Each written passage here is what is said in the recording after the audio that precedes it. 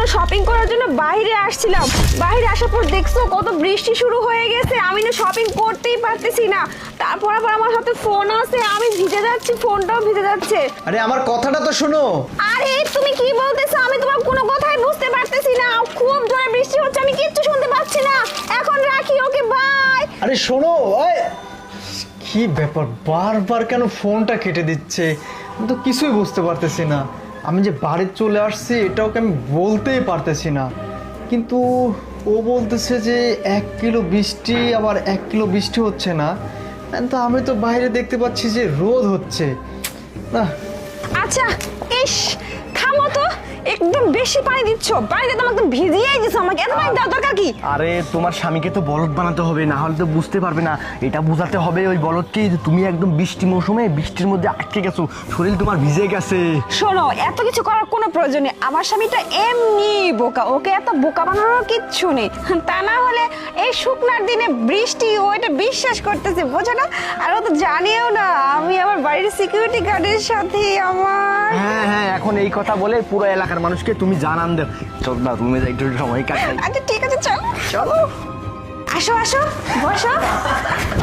কি বোকাটা বানাইছে বলো। আর শোনো, আমি না একটা প্ল্যান করছি। কিছুদিন আগে আমার স্বামী তো পুলিশ অফিসার, তুমি ভালো করে জানো।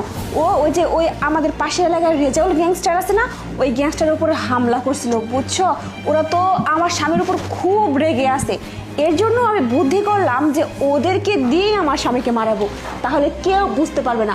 আমি ফুল প্ল্যান করে রাখছি, বুঝছো? ওদেরকে আমি বলছি, শোনো আমার কথা শোনো আগে, ওদেরকে আমি বলছি আমার স্বামীকে এই দুনিয়া থেকে শেষ করে দিতে, ওরা সরাই দিবে আমার স্বামীকে। তুমি আবার পাগল হয়েছো নাকি? তুমি আবার ওর সাথে কথা বলতে গেছো কেন? তোমার স্বামী মরে যাওয়ার পর ওই গ্যাংস্টারটা তোমার পিছনে লেগে পাবে। আরে না, ওরা টাকা দিয়ে কাজ করবে, ওরা কেন আমার পেছনে পড়বে?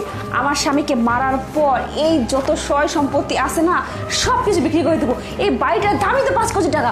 সব কিছু বিক্রি করে দিয়ে আমি আর তুমি আর আমি দুজন মিলে ঘর সংসার সুন্দর করে সাজাবো, বুঝছো? আমার স্বামী তো একটা বলদ, ও কি মেরে ফেলে কেউ কিছু বুঝতেও পারবে না। তারপর মরার পর না আমি কিছুদিন কান্নাকাটি করে অভিনয় করব, সব কিছু মিথ্যা নাটক সাজাবো, আর সবাই ভাববে যে আমি কত দুঃখী, কত কষ্ট পাইছি, বোঝো না? কিন্তু এদিকে তো আমি কাজ ছেড়ে ফেলছি।